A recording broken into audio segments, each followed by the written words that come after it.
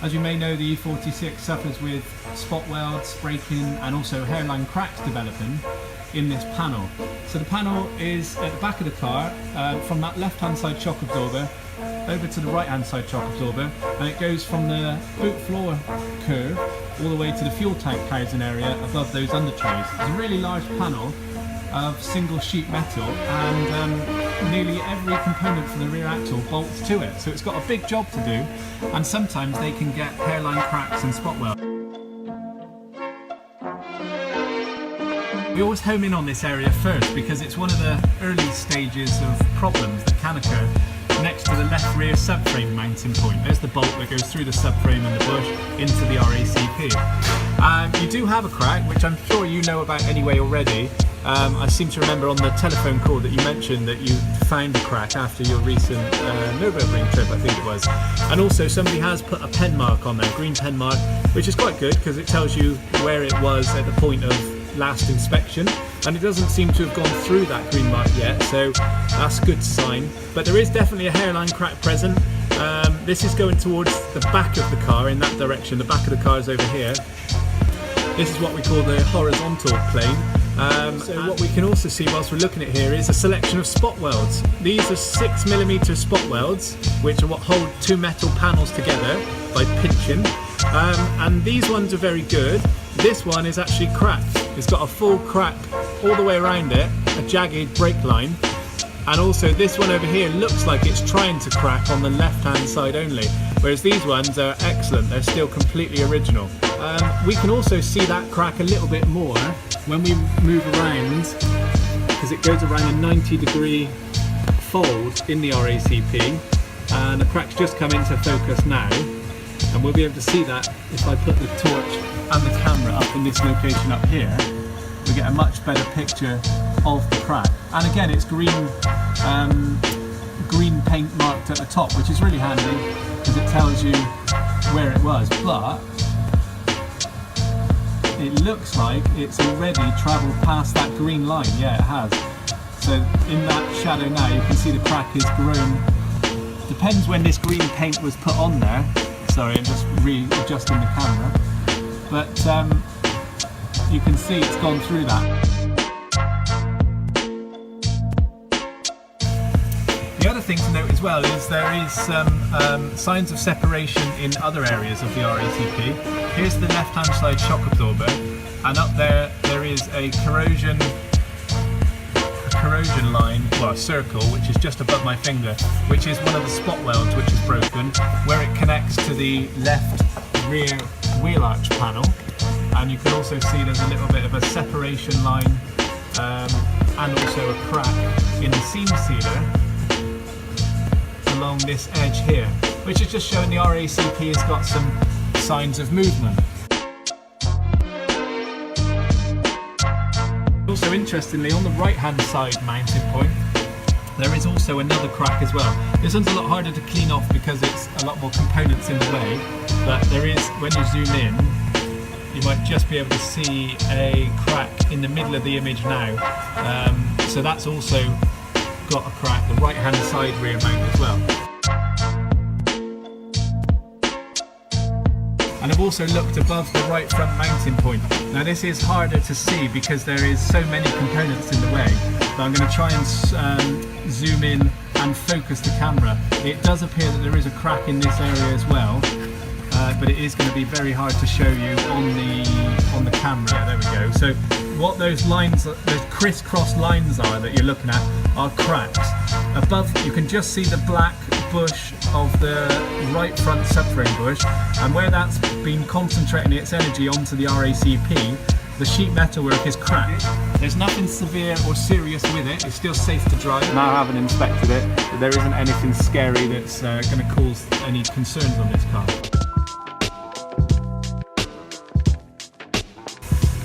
So now we're inside the back of the car. We're taking out the boot trim carpet and also the rear seats, but we'll talk about that later on. To get to that layer, we use this, which is a borescope camera on the end of a flexible tube, and that gives us live imaging onto the laptop. So first of all, I'm going to go on the right hand side. The right hand side is all good, crack free. and I'm going to show you up in this top corner hole up here what a spot weld looks like inside.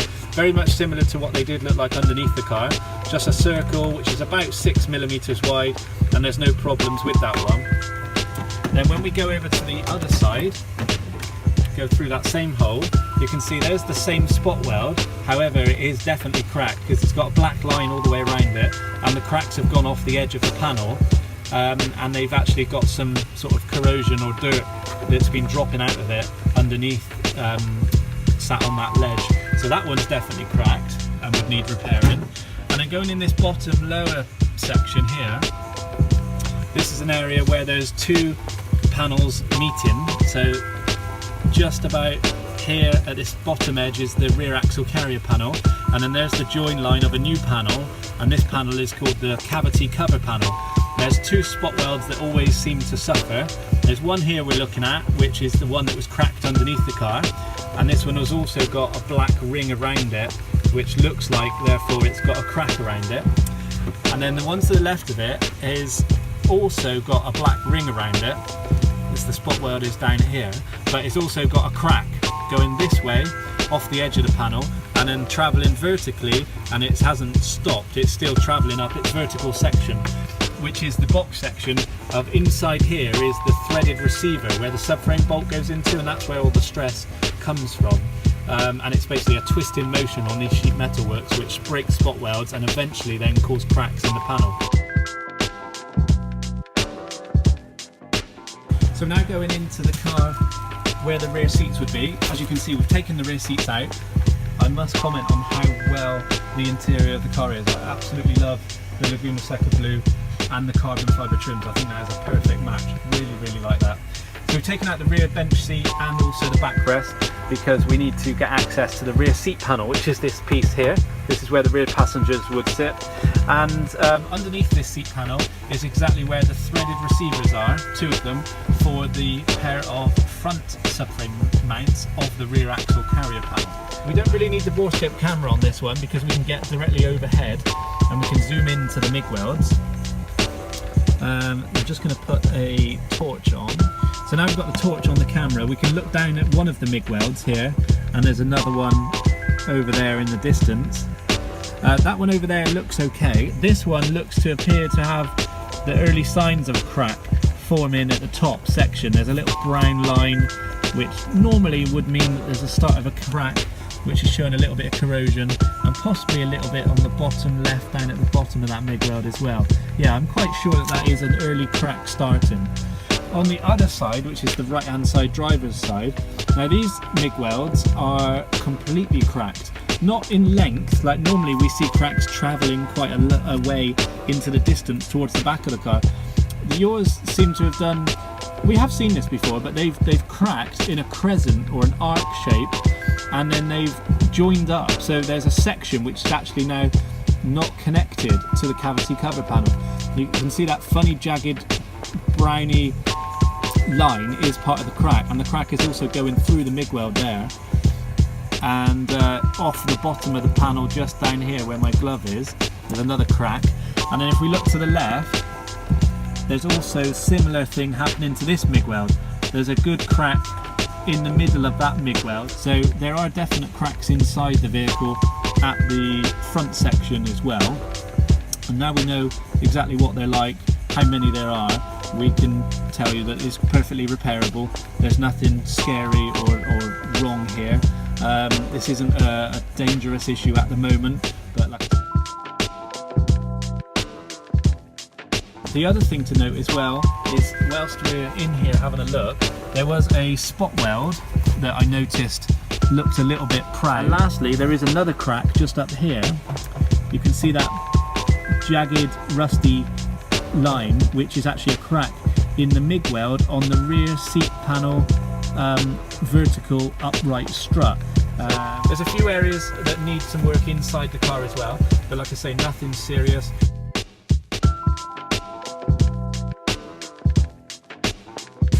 The prop shaft has wear in the centre UJ or the rear CV joint splines, and also the outer cover of the rear CV joint is damaged and dented. So the dents here and scratches, and it's deformed. It should be circular, but you can see there's dents in it where something's been able to get onto the bolts, something too large by the looks of it. So there's play in that props area, either in the centre UJ, which we can't get to, or possibly in this end spline of the end of the prop and the start of the CV joint. When we hold and bridge our fingers across the two pieces and somebody rotates the prop shaft from the gearbox end up here, you can feel there's a delay which means between motion getting from the prop to the CV joint. So that means that there's play somewhere, possibly in the splines or possibly in the CV joint itself.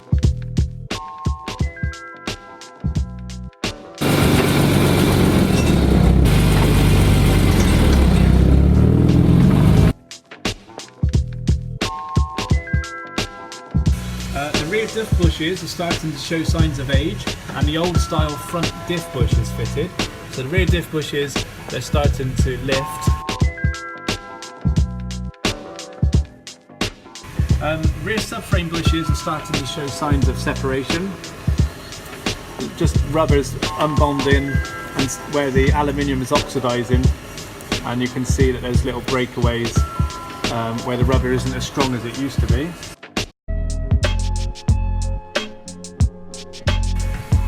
All three rear exhaust rubbers are broken.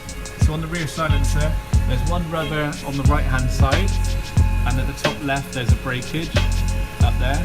And on these two, on the left hand side, there's two rubber mounts. I can't show you them because I can't get the camera, but you'll have to take my word for it that, oh, you can see that actually. That one's broken. And this one I don't think you'll be able to see, but this one I can feel is also split on the right hand side. So that's the underside comprehensive vehicle inspection now completed, and now we're going to have a look at some other items underneath the car, mainly just talking about corrosion points.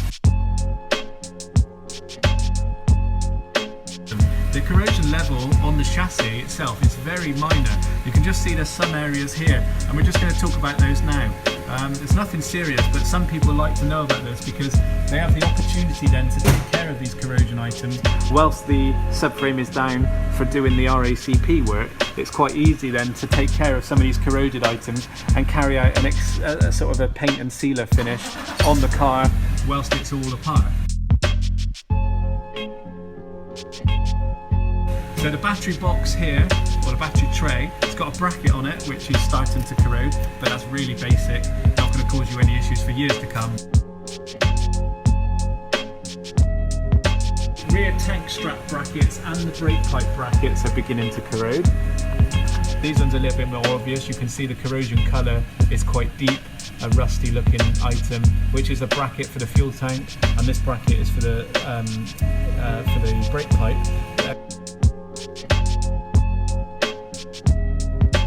Fuel tank area, including the brackets, are beginning to corrode, and that's hidden area, but you can see this is another bracket for the fuel tank which has got corrosion on it.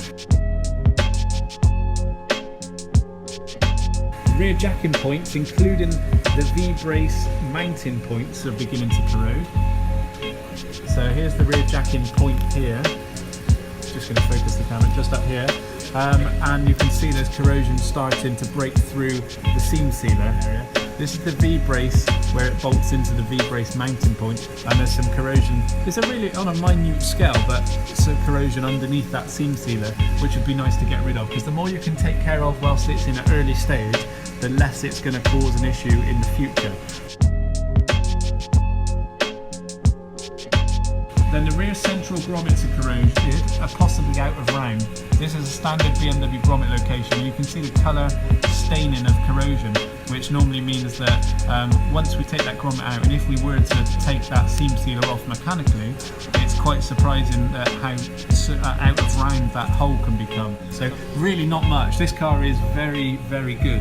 Not much corrosion at all. Normally we have to report a lot more corroded items underneath the vehicle. So good for you, you've got a very good vehicle here.